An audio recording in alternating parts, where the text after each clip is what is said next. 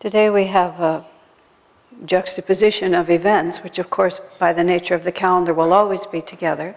September 11th is a well-known date now in American history, and September 12th is a well-known date in Ananda history. And on one level they don't exactly seem to go together. Kriyananda, the founder of Ananda's meeting with Yogananda in 1948, was the signal for many of us who find inspiration through Ananda. It was a day our souls rejoiced, whether we were in physical incarnation or waiting in the astral world. In the great timelessness of eternity, it was obvious that a drama was playing out and that that drama was going to have great effect on all of us. Many of you in this room really may never even have heard of Swami Kriyananda or know him only tangentially. But if you're even in this room, far more than you may realize, you are the beneficiaries of his lifetime of discipleship. And far more than any of us realize, all of us are the beneficiaries of the fact that Paramhansa Yogananda was inspired by God to take physical form and incarnate on this earth starting in 1893 to 1952. When he passed away, Kriyananda came in 1948, I was born in 1947, you were born in, and it goes on and on and on and on. And then 10 years ago on September 11th, I'm sure many of you remember it as vividly as I do, something happened in America that had never happened before, which is foreign-inspired violence took place on our soil. For many people in the world, the presence of war and violence, invasions from outside, civil wars, and so on are commonplace. On the very day that there was a celebration in downtown Palo Alto, a memorial service, it was within a day or two of September 11th, 10 years ago, among other things, this being Palo Alto, they had several Muslim people speaking, and they had a Lebanese man from Stanford University, a man in his early 20s, who said, by the time I was 10, my house had been bombed 5 times. And it's just like all the American kids who grow up and the biggest problem is whether you make the soccer team or not. It's really hard for us to comprehend a childhood that is characterized by events like that. And even still, although many things have changed in our country in this last decade, we still pretty much live business as usual. There's a little bit more anxiety in there. I remember when many years ago, this was 20 or more years ago, there was some kind of a terrorist event in the Rome airport. People came in with guns, and the details are not clear to me. You see how memory is. But I remember it as being one of the first complete incursions of violence into an otherwise stable and safe place. Not long after that event in Rome, David and I traveled to Europe for one reason or another, and I remember going into the Rome airport and seeing soldiers stationed, all over the airport, all of them holding machine guns, automatic weapons, and looking very combat ready. And the most interesting part of my reaction was how happy I was to see them there. Far from being horrified at the presence of armed guards in the airport, it was comforting to me to see them. And so little by little, our sense of reality is shifted, and that which was unthinkable becomes ordinary to us. That which would have caused us to be shocked, instead we're comforted. Strange, isn't it? There are countless examples in the course of our own lives of how things just shift and shift. On September 11th, it's ironic because David and I, are not in the habit of having the news on. And I actually heard about the September 11th event from Swami Kriyananda, who phoned us from Italy and said, turn on your television or your radio, there's something happening in America you need to know about. And somehow or another the word got to him before it even got to us. And of course we did, and then the rest of his history, literally, what we saw. Now, one of the most interesting things to me is that one of the largest religious services we have ever had here in this temple was the Sunday right after that. And in a sense, it was a very comforting reality because what happened was people in their anxiety and in their insecurity and in suddenly having pulled out from under their feet the solid rug of safety that we have always considered America to be, many of them decided that the proper response was to worship. So you have to ask yourself sometimes, if something draws us toward God, if something wakes us up to a deeper level of understanding, to a more eternal perspective on our own lives, is the catalyzing event a tragedy or a blessing? And when we come to this, we come to the entire question of what are we doing on this planet? What is the meaning of our life, and why are we here? Which brings us back to Paramhansa Yogananda and his disciple, Swami Kriyananda. Yogananda tells us in his, most of these come through books that Swami Kriyananda has written of things that Yogananda said. Very soon after Swami arrived as a disciple to Yogananda, Master, as we call him, said to him, "Write down what I say."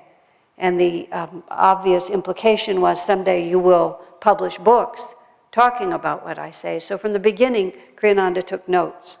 And then over the course of his lifetime, he's published in various books, The Essence of Self-Realization we were reading from, Conversations with Yogananda, The New Path. Many of his books include long sections of verbatim repeats of what things that Yogananda said. And in the course of Yogananda's conversation with his disciples, he made it clear to them that this lifetime living in this body called Paramhansa Yogananda, born in India, coming to America, was not the first time that the same soul, the word in Sanskrit is jiva, the same individualized expression of spirit, had taken physical form to play some significant role in the history of this planet Earth. In fact, the more Yogananda talks, the more you hear about how all of these masters have reincarnated again and again on this planet. And as Swamiji says, without being able to declare it as gospel truth, it looks like these masters have had a certain spiritual responsibility for the progress of this world. Now, you expect then that these great figures will be great religious figures. And Swami Master tells us that the three wise men that visited Jesus in the manger were three of the gurus on the altar here, Sri Yukteswar, Lahiri, and Babaji. That those wise men from the east coming to the babe in the manger were the same line of avatars who were all part of that spiritual message, that spiritual destiny that Jesus played out, and that the lost years of Jesus were not lost at all. They were simply erased from the Bible. But the unknown years of Jesus were that Jesus, when he became man enough to seek out his own destiny, and these great masters play out a human drama for us. They don't just show up on the planet and everything for them goes easy. Like, what kind of example would that be? If here I am, a great avatar, and I'm going to teach you how to live, and I never have to do anything. I just go like this. I have all the money I want. I go like this. I have all the loyal followers I want. I go like this, and my health is perfect. I mean, what would we learn except maybe I want his job? It looks better to me than the one I've got, right? So they actually play the part. And it's one of those divine mysteries which we can discuss at another time about how and why, but they actually play the part. One of the parts they have to play is spiritual seeking, because we have to understand that to receive the divine within us, we have to develop ourselves to be capable of doing so. We have to enlarge, so to speak, the cup that we hold up to the infinite so that more than just a drop or two of the divine can come into it. So Jesus, when he became man enough to do it, went to India, went to Tibet, went to Nepal, and studied with the same masters who had come to visit him.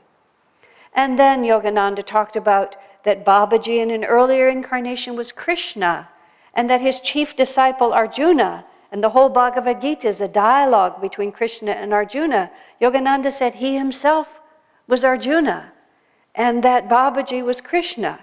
Now, your mind begins to sort of think a little differently. You may think that these are just fairy tales, and that's, what you can decide if you wish to think.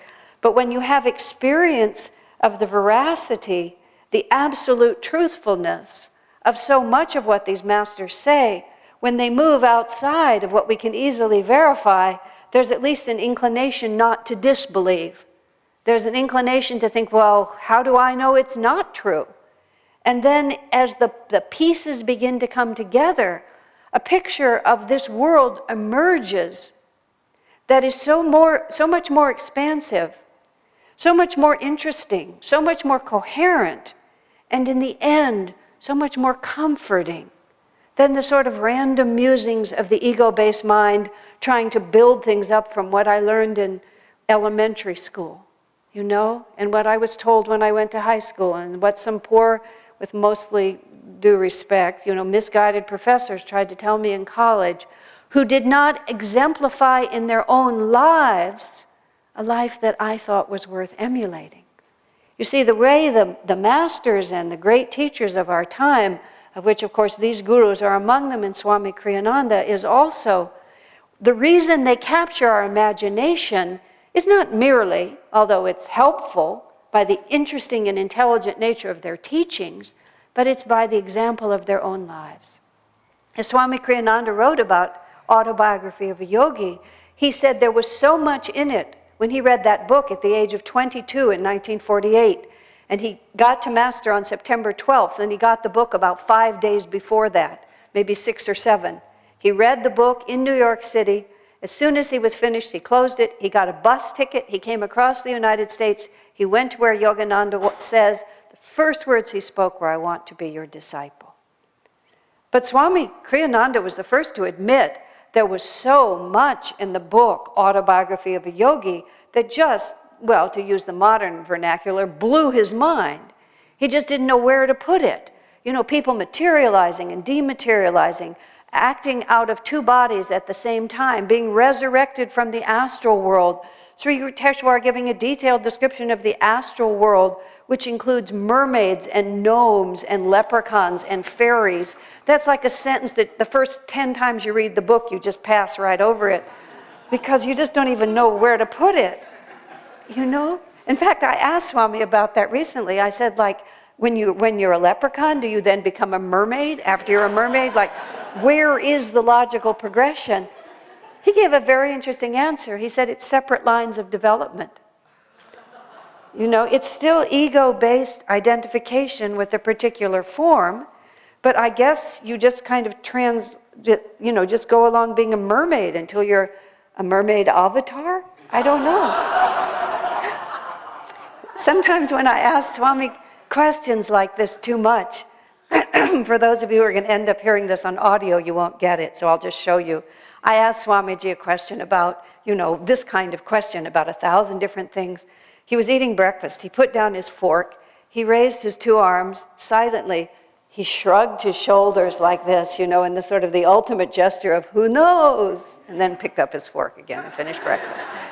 And then another occasion he said, "We have to leave." His master said this too, "A few mysteries to be unraveled later."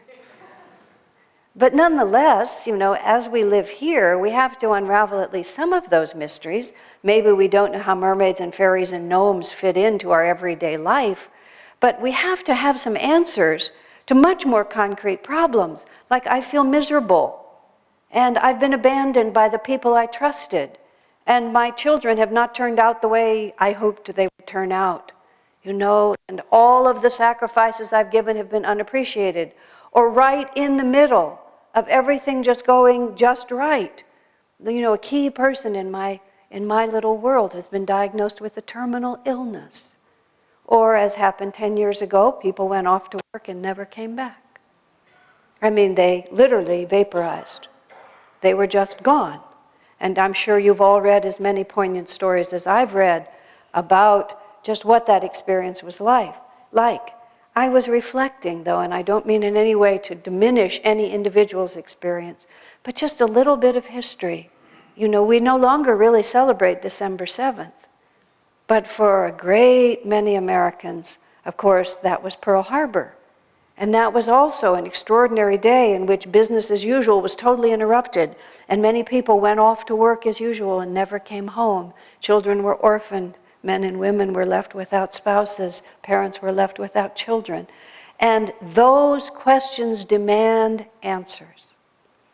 But we can never come to answers that are totally satisfying as long as we try to pull that answer down into a little cup of consciousness that we're not willing to expand. When we say to life, these are the conditions and this is what I'm going to understand. I want this, I want this, I want this, this is what I'm going to have. And God, you have to answer my question on my terms. You know, divine answer to that is expand your cup. How can I fill the cup with a faith that is a different shape, a different type, and so much larger even than the questions you're asking? I've been giving a seminar recently based on Yogananda's book, Whispers from Eternity, which is a book he calls of answered prayers. It's just an absolutely glorious book. And in it he describes, he said, these prayers they come the reverse of how we pray. The way we pray is we have a need. Something is going wrong in my life. Oh God, please fix it, if we're inclined to pray. Please fix it, please fix it. And then we make all kinds of promises. I know that I haven't been good until now, but I promise you if you do this for me, then I'll be really good after that. As if, somehow God is just like hoping that we'll get our act together. Well, he is hoping we'll get our act together. But as if this is like meaningful, like he really needs more prayers. He doesn't really. We can't buy our way into it, is what I'm trying to say. I'll be good now if you'll just do what I want. What Yogananda writes in that book, he says so simply, he said, God can't break his own karmic laws. This whole world is an orderly place. It appears random to us for one reason only: our perspective is too small. In the many years that I've known Swami Kriyananda, I have developed total faith, is the only way to describe it, total faith in his perception. And I didn't come to that just sort of blindly. Oh, here I am, now you think for me. No such luck is what I say. When people talk about the guru is just going to take over your life, I say no such luck. This is still our destiny that has to be worked out. But over the many years of living closely and working closely with Swami Kriyananda, I discovered whenever I thought he was wrong or misguided or hadn't picked the issue up from the right string, it was always because I had a box, I had a frame of a certain size, and I would watch whatever the situation was enter at the corner of my frame, cross the frame, and then disappear. And what I began to realize is that Swami Kriyananda was watching the situation start from, a block and a half outside my frame. And he was watching a flow that was going like that, and it would cross my frame and then exit on the other side into the future. And so naturally, the cause and effect relationship in that picture was not always clear within my frame. And I was fortunate that he would often explain himself to me, and I would begin to see, given this karmic trend, given this reality, given this inclination, given the fact that the goal is entirely different from the divine point of view. Understand, the divine point of view is our best interest. God, our Heavenly Father, our Divine Mother, they have one desire for us, which is that we experience infinite bliss, that we become free of all that ails us. And what primarily ails us is that we're just too small. Our definition of reality is this one body, this one incarnation, this one set of relationships, the pleasures that are possible to us, and the desires that we want right now. We have no idea what the implications of most of what we're doing is. We don't know how we got here, and for the most part, we don't know where we're going. I heard a marvelous, simple definition of reincarnation just recently. And the individual speaking said, we tend to think of reincarnation as we've got this life, then we have this life, then we have this life, and we had these others before, and we go to psychics and we're told all these interesting things that we did, and then we imagine, what will I be next? And then people always get very confused about, will I be a goat? Will I be a pig? Will I be a person? All of those different things. But this explanation was really simple. There's no such thing as reincarnation. The true statement is there's no such thing as death. which as you see is a completely different way of looking at it. It's not like we have this one, then we lose it, then we have this one, then we lose it. Not at all. It's that there is one continuous flow of life that is a wave emanating from the ocean of spirit, and it rises and it falls and it rises and it falls. And just as the ocean comes in, you stand at the beach and we're endlessly fascinated. We're endlessly fascinated by those things that, even if we're not consciously aware of it, communicate to us a bigger reality than the one we normally live in. I mean, think how long you can stand just watching the ocean waves just flow, watching a river flow. Water is such a magnificent image of the spirit because it's always the same and always different. And you see how it changes and doesn't change. That the ocean makes a big wave, the ocean makes a small wave, the ocean crashes against a rock, the ocean comes gently in across the sand and goes out again. But the ocean is always the same. Now, our destiny, our true nature, is to be fully conscious of that infinite ocean.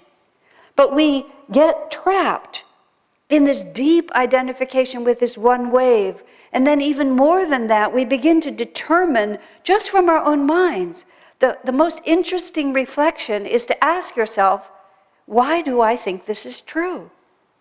Where did this idea come from? What makes me so sure I'm right?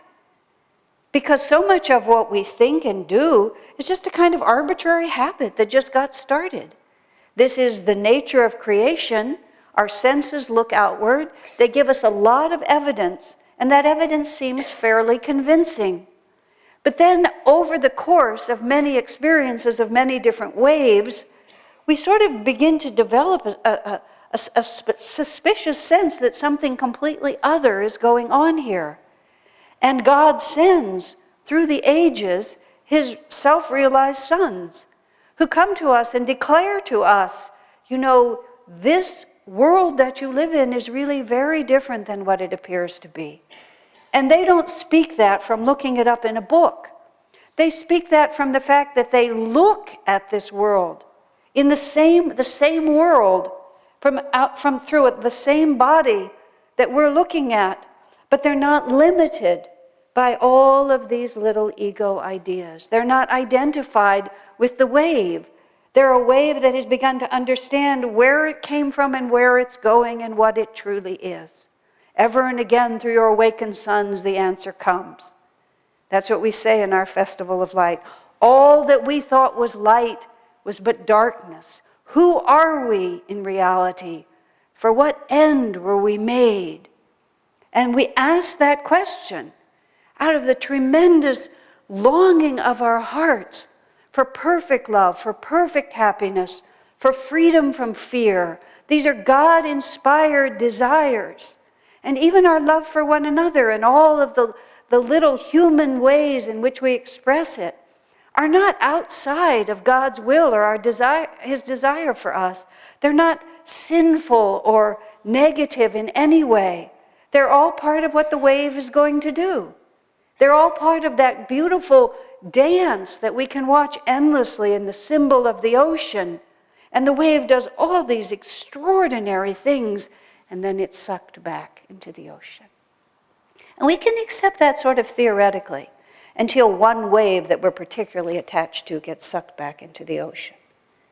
And whether that wave gets sucked back sort of in a timely manner with lots of opportunity for us to get ready for it, or whether it happens as it happened in this country 10 years ago, completely unexpectedly, 6,000 waves were just sucked back into the ocean and no one was ready for it. These terrible, shocking events we think are given to us in some way because we're bad or because we're being punished or because nobody is in charge. That's because our frame is too small. Are these in themselves laudable events? No. Are they in themselves, this sort of glorious expression of God's love? No, not really. But they are this extraordinary divine interplay that is the nature of this world. You know, there was a whole force came from another part of the world, a concentrated, determined force that thought it was a good idea to do something that from our perspective was a horrible outrage. And I'm not saying that both points of view are equal. I'm only saying that this world is always going to be an interplay of light and shadow. Because this is not our home. And terrible, traumatic, disappointing events are given to us so that we will stop and think, who am I in reality? For what end was I made? No, this is not an easy school. This is not an easy planet. But children don't say, what is the crummiest university I can apply to? We have this thought, where can I learn the most? Where can I be the most challenged? What can I do that will ask of me everything I'm capable of giving? How can I serve? Who can I become? These are God-inspired realities, and there is no limit to the answer. You see, because we are the infinite ocean. And God will again and again and again and again ask us to become bigger than we are.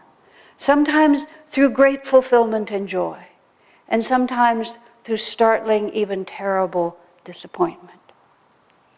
But in the reading this morning, they were quoting from Master, from Paramhansa Yogananda. He said, "Am I not always with you?" And the question of life is the ability to answer that question. That the knowledge that nothing that comes to us can ever actually separate us from that divine love within. And until we can answer that question again and again, no matter what comes to us, with "Yes, Lord, I know you're here. I feel your presence. You are always the same with me." Until and unless we can answer that question, God will always be giving us the chance to get bigger. And He helps us. That's the point. And this is where Swami Kriyananda's reality comes into this. Paramhansa Yogananda incarnates. Ever and again through your awakened sons the answer comes. A great master comes and he, by his very vibration, he puts out this radiant thought. All that you long for in your hearts is true. Everything that you desire to have and to be is yours. And as Jesus said when he walked on the Sea of Galilee and found his disciples, one by one they saw him. And Jesus' words, so remarkable. He looked at his chosen disciples and he said, "Follow me." One can spend a whole lifetime on those two words, follow me. And where do we follow Jesus? Oh, well, we had to follow him into the crucifixion, didn't we? But if we didn't become afraid and run from that, we could also follow him into the resurrection, which is the triumph over all limitation. We are so fortunate to be so close to Yogananda and to have been guided and inspired by his great disciple, Swami Kriyananda, because ever and again through these awakened sons, the answer comes, follow me. Live your life for God. In fear and suffering, look beyond and ask God to help you. Why have you done this, Lord? But ask that question, not why have you done this, Lord? But you ask the question, why have you done this, Lord? And in that prayer, for that prayer, there is an answer. God bless you.